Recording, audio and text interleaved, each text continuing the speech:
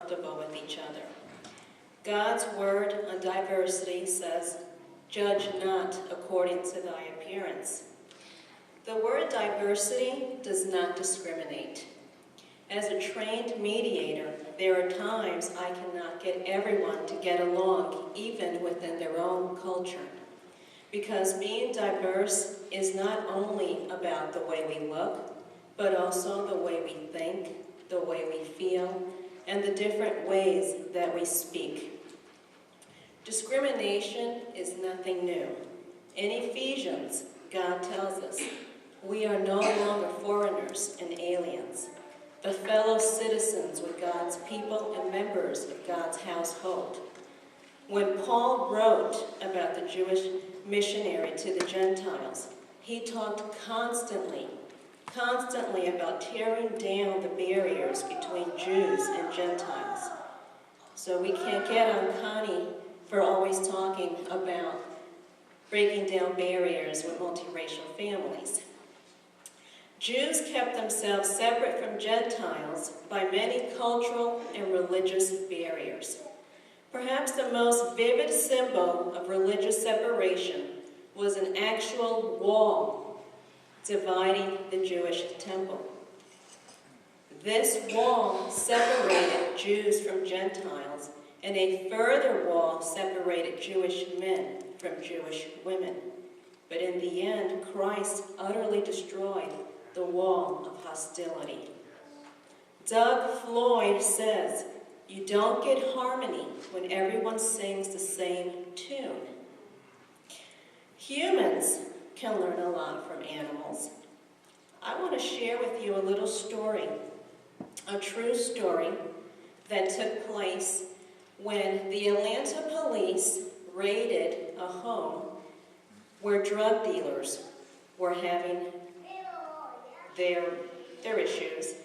And the police collected 3 animals from these drug dealers because the animals were used as status symbols. It was a bear, a lion, and a tiger. And these drug dealers actually kept these animals as pets. Well, they took the animals to a rescue center in Locust Grove. It's called Noah's Ark, and it's similar to a zoo. It's a very pretty place for those of you who have not attended. The Welcome Center did not have any space to hold these animals in separate cages. So they had to put all 3 animals in the same cage. Now, these animals are mortal enemies in the jungle. However, because the animals were not taught hate, and they were not taught that they were supposed to be enemies, these actual animals got to grow and love each other. And they have gotten along so well that there's even pictures of the animals, the bear in specific, hugging the other animal. Wouldn't it be something if we as humans could learn to get along with others in the same way that these animals who are mortal enemies out in the jungle get along so well with each other? In my book, she's not my mother, she's my husband's, she's not my mother-in-law, she's my husband's mother. That is a true account of a woman's journey through lies, deceptions, and family division that she encountered because she married into diversity. It unravels difficult issues couples may face when marrying into diversity, and her recollections offer hope and possible solutions. Her journey will prepare you for any torment that you may face, whether it be today or tomorrow. In celebration of diversity, I will close with a song that my friend James Cobb wrote.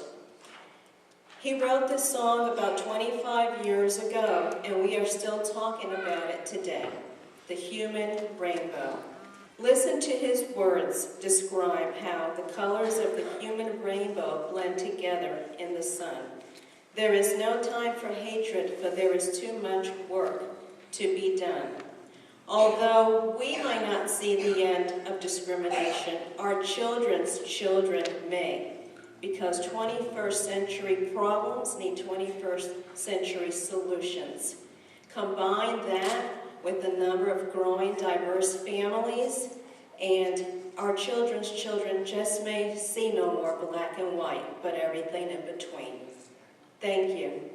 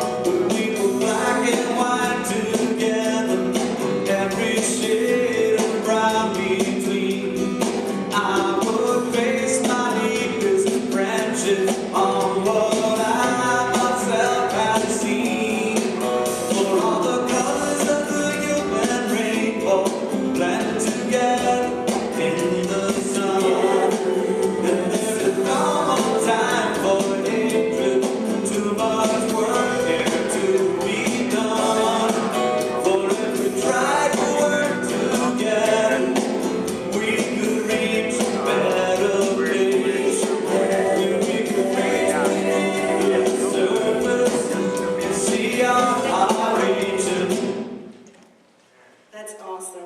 Thank you. Next, we're going to have Sister Tiki Carter. She works with us at Metro Brokers, and we're just so delighted to have her tonight. Let me tell you a bit about her before she comes. She is a wife, and she's also in a multiracial marriage. She is a mother to 2 daughters, and she has a wonderful story to tell about how her family came together.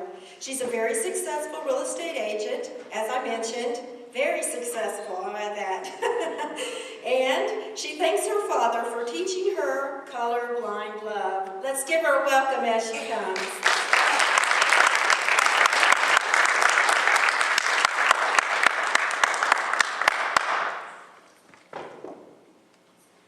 First, I'd like to thank Connie for allowing me to be here this evening and to share in her event.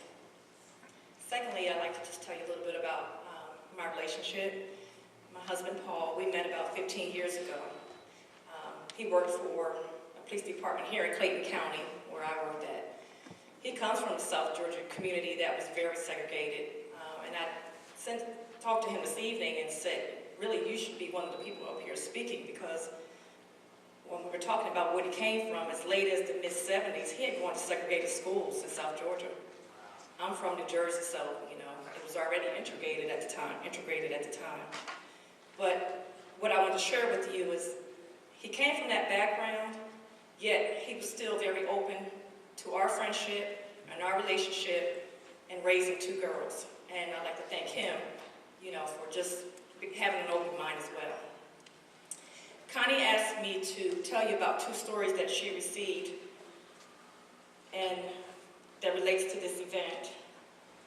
One involves segregation that is very recent, and the other one is just a story about racism that happened in school.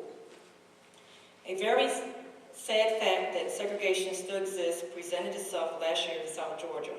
At this particular high school, students decided that they were tired of segregated proms and elected, against the advice of some of the parents, to hold a separate prom.